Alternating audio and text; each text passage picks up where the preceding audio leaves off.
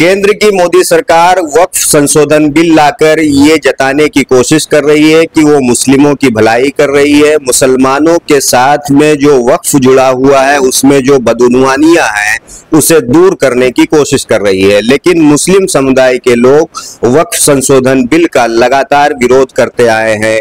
कुछ लोगों ने इसके खिलाफ सुप्रीम कोर्ट का दरवाजा खटखटाया है। उसी में से एक है अफसर जहां, उन्हीं से बातचीत करते हैं। आपने भी एक पिटीशन लगाई थी, क्या वजह रही उसकी कि मतलब इस कानून को, जबकि गृह मंत्री जो है वो कह रहे हैं कि भाई ये कानून है और संसद के द्वारा पारित किया गया, इसे चुनौती नहीं दिया जा सकता। जी, ऑल इंडिया मिली काउंसिल भी शुरू से इसके खिलाफ है और आगे भी हम इसकी मुहिम में जुड़े रहेंगे पर्सनल लॉ बोर्ड के साथ। पहले तो मैं ये जो धमकी है गृह मंत्री को ऐसी बातें कहना शोभा नहीं देता, क्योंकि ये एक डेमोक्रेसी है। हमने अपने वोटों से आपको वहां पर लाया, हमारी सुरक्षा के लिए, हमारी प्रोटेक्शन के लिए और हमारी डेवलपमेंट के लिए। आपकी तानाशाही नहीं चल सकती। आप खुले पार्लियामेंट में ये अगर कहते हैं कि इसको चैलेंज नहीं किया जा सकता तो ये गलत बात है। इतिहास बताता है कि जितने भी आर्बिट्ररी कानून बने हैं, कॉन्स्टिट्यूशन बनने के बाद उनको कॉन्स्टिट्यूशन के अंदर इंटरप्रेट करके उनको रिपील किया गया है। और ऐसे कई कानून हैं जहां पे सुप्रीम कोर्ट ने भी, ऑनरेबल सुप्रीम कोर्ट ने इंटरवीन करके जब भी ये अनकॉन्स्टिट्यूशनल कानून बने हैं उसको नल एंड वॉइड डिक्लेयर किया अपना पावर का इस्तेमाल करते हुए। तो इस तरह का ऐलान करना खुद दूसरे ऑर्गन्स को भी चैलेंज करने जैसी बात अमित शाह जी कर रहे हैं। हमारे ऑनरेबल होम मिनिस्टर वो भूल रहे हैं कि 3 ऑर्गन्स इस मुल्क को चलाते हैं, सिर्फ पार्लियामेंट नहीं चलाता। वो है एग्जीक्यूटिव और जुडिशरी भी इनके साथ है। एक दूसरे के साथ अगर कोई एक दूसरे की जुरिस्डिक्शन का उल्लंघन करेंगे तो फिर जुडिशरी इंटरवीन करेगी, उसको अनकॉन्स्टिट्यूशनल डिक्लेयर करेगी। और लोगों के अंदर डेमोक्रेसी के अंदर लोगों के अंदर इतनी ताकत हमारे कॉन्स्टिट्यूशन संविधान ने लोगों को दी है कि कोई भी ऐसा अनकॉन्स्टिट्यूशनल कानून बनता है तो इसको रिपील करवाने की ये पावर आज भी वोट के तहत हमारे पास अभी भी बरकरार है, जब तक डेमोक्रेसी इस कंट्री में। अच्छा, वक्फ बाय यूजर एक बड़ा मसला रहा है, इसे आप कैसे देखती? देखिए, वक्फ बाय यूजर को समझना होगा कि यहाँ पर इंडियन लॉ के तहत जुडिशरी ने बहुत सारे केसेस में कस्टम्स को हमारे मुल्क में लॉ के जितना वेटेज दिया गया है। यानी कस्टमरी लॉ जो है बिल्कुल एक कानून का जो है कस्टमरी यूसेज कस्टमरी लॉ बन जाता है और कस्टमरी लॉ कानून का पूरा एक्चुअल लॉ का वेटेज रखता है। तो ये वैलिडेशन ऑनरेबल सुप्रीम कोर्ट ने दी है। तो जब बाई कस्टम यूसेज से अगर कोई सालों से सदियों से कोई जगह को इस्तेमाल किसी तरीके से किसी प्रकार से कर रहा है तो उसको फिर लॉ के तहत प्रोटेक्शन दे जानी चाहिए। ये एक बेसिक लॉ का प्रिंसिपल है।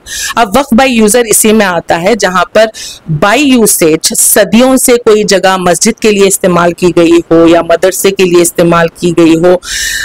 हमारा मुल्क हमेशा शांति प्रिय रहा है और हम हमेशा मिलजुल कर रहे हैं।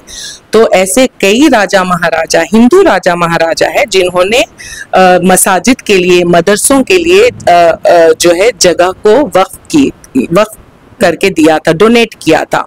उसी तरीके से मुस्लिम राजा भी ऐसे बहुत सारे हैं जिन्होंने मंदिर बनाने के लिए डोनेट किया था। तो अब बाय यूसेज ये मंदिरें, ये मस्जिदें जो सालों से सदियों से आई हैं वो प्रोटेक्शन ऑफ लॉ हासिल करती हैं।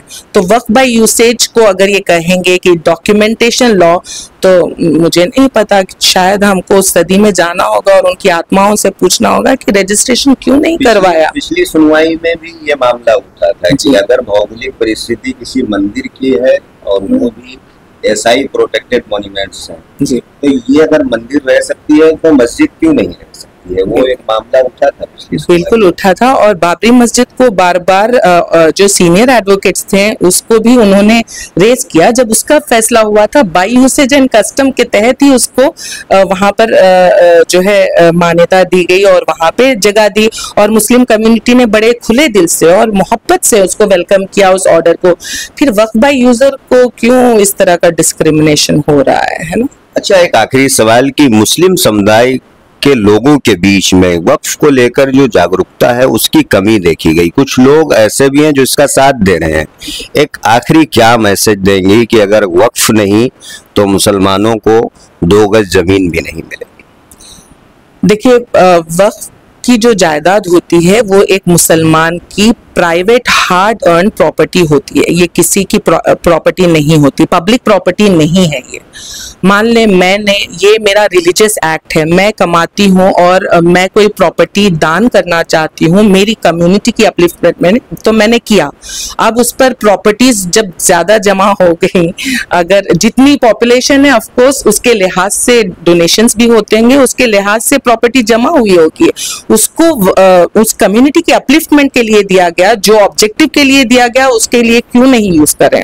और आप बहुत वाजिब आपका सवाल है कि हमारे कम्युनिटी में वक्फ के मुतालिक ज्यादा अवेयरनेस है नहीं। हालांकि ये रिलीजियस एक्ट है तो जो रिलीजियसली रिलीजन को फॉलो करते हैं वो वाकिफ हैं, लेकिन हम ये भी देखें कि मुस्लिम कम्युनिटी में हार्डली 5% लोग लिटरेट हैं, और ऐसे लोग इन सारी बातों को समझने से कासिर हैं।